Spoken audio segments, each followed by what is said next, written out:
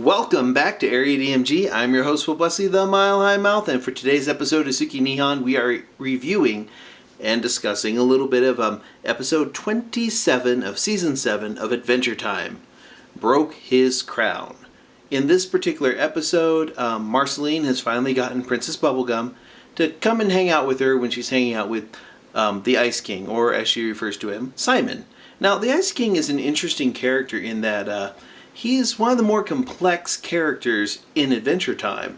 His backstory is actually really kind of sad, and I really like it when there's more episodes that deal with that, like with his past being kind of a father figure for Marceline, and his failings with, because of the crown, because of the Ice Crown, and all of his dealings with Betty, who we got to see in King's Ransom, which it was nice to see her again, and now, well, let's get into this for a moment. Okay, they show up, Princess Bubblegum and Marceline, they're hanging out with the Ice King. Ice King's gonna do karaoke, then he starts kind of like flipping out and like talking in foreign languages, like that type of stuff.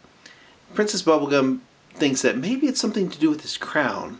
So she knocks him out, takes him back to her lab, and puts the crown into this thing of glass. You see, one thing I think is kind of interesting about the, quote, magic in Adventure Time is that it's not actually magic, per se. It's just really advanced technology and science.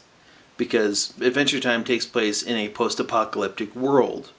After the Great Mushroom War and the release of the Lich and all these other things that happened, a lot of it's just science. The crown itself, well, she hooks it up to a computer and then they strap on what's essentially like it looks like kind of like the Sony VR, and they go into the crown because the crown is technically a program.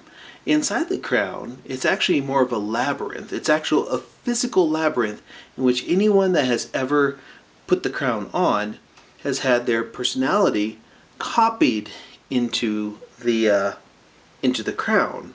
Kind of similar to what we're wanting to do with human beings in the future, where we might be able to.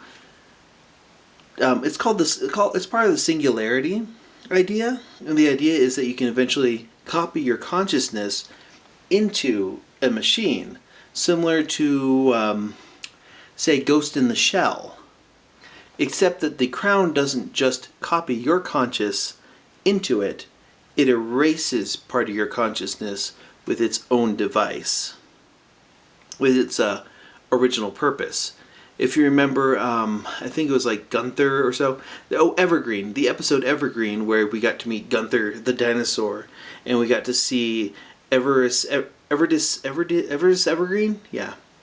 We got to see him building the crown, the machine itself, and then Gunther uses it, and his wish is to be like Evergreen, who has ice powers and all this other stuff, but not really understanding Evergreen. This causes Gunther to pretty much go nuts. It causes the crown to malfunction from the beginning.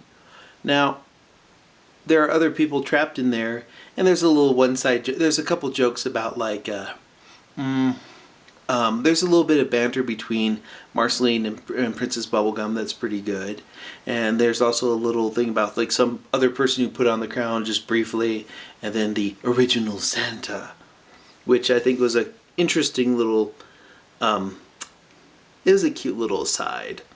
But the big thing of this is that they find out that, well, Simon is there and conscious inside this labyrinth of his own mind. He's not in control of his own body. It's partially him and partially not him. So he's kind of stuck in this very literal labyrinth inside the machine of the crown. Now, what happened in King's Ransom is that Betty tried to pretty much write into the crown to try and figure out if she can get rid of the labyrinth in some way and bring Simon back. But Simon's actually in the crown, so he kind of can and kind of can't be separated from it. When he's separated from it long enough, he slowly reverts to his Simon persona because, well, it's the influence of the crown that keeps him down, kind of like a damper.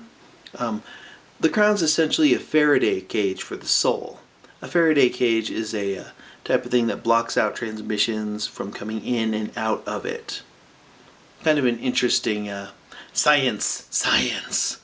Anywho, there's some really great banter after they find Simon inside of the crown's labyrinth. And there's a little bit of banter between him and Princess Bubblegum and him and Marceline. He apologizes to her finally for leaving.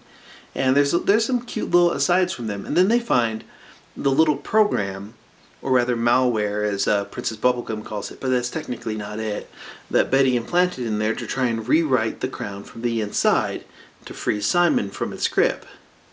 Which, there's a little bit of discussion there, and finally after trying to figure out how to stop her from rewriting it, Simon talks to her, and this causes the malware in the crown to no longer do its original function, causing the crown to start up and stabilize its defenses. Now,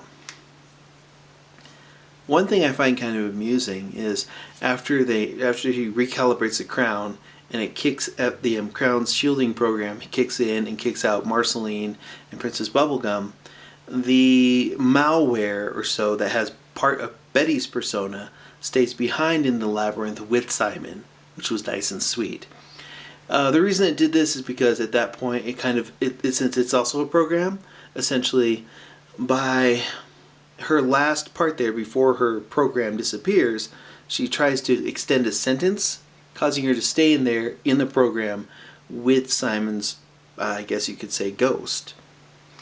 And that's kind of like if you've ever seen the show Reboot. Near the end of Reboot, there's an actual reboot that happens with the computer, and they register hexadecimal, a virus, as an actual program because of her help against Mega Drive. Kind of a spoiler, I guess. Kind of an interesting thing how that happens. I think that's like season 3 or season 4 Reboot. I really need to go back and rewatch that series. It's pretty good. And we're going to be rewatching a lot of different series in the future, so look forward to those. Anyways, after that, the Ice King doesn't really remember what happened, but Princess Bubblegum says that she had fun, and she's okay with it. That's it's nice to see Marceline, Princess Bubblegum, and the Ice King interacting with each other almost like normal people, like friends, which is good. Overall, I felt it was a pretty good episode, very satisfying resolution to certain little plot threads, and kind of like, unless something happens to the crown that erases everyone's psyche, essentially, or everyone that's stored in the crown, Simon and Betty are technically back together again. And that's just nice. Overall, I thought it was a pretty good episode. What did you think of this episode? It was kind of nice to find out what was going on with the King's Ransom. And it's nice to know that even though she's a little misguided from time to time, Betty had the right idea, sort of. And it got fixed. It was actually a pretty decent little story arc there, and we'll see what else happens. What surprises me is that she used Orgalorg's power to get into the crown, so how many people are actually in the crown? We have Gunther, we have the original Santa, Simon Petrikov, Betty, rather the AI Betty, and that kid who wore the crown for like a very brief time. It drove him insane. So, but what else is there? And why would she use Orgalorg for that? So, that was actually a pretty good payoff for all that, and shows that Betty doesn't have any darker intentions, which I was pretty pleased to find out. Thankfully, she's still one of the good ones. That's good. Overall, what do you think of the episode? Hit those comments below, hit that like button if you haven't already, hit that subscribe button if you haven't already, and until the next video comes out, you are now caught up.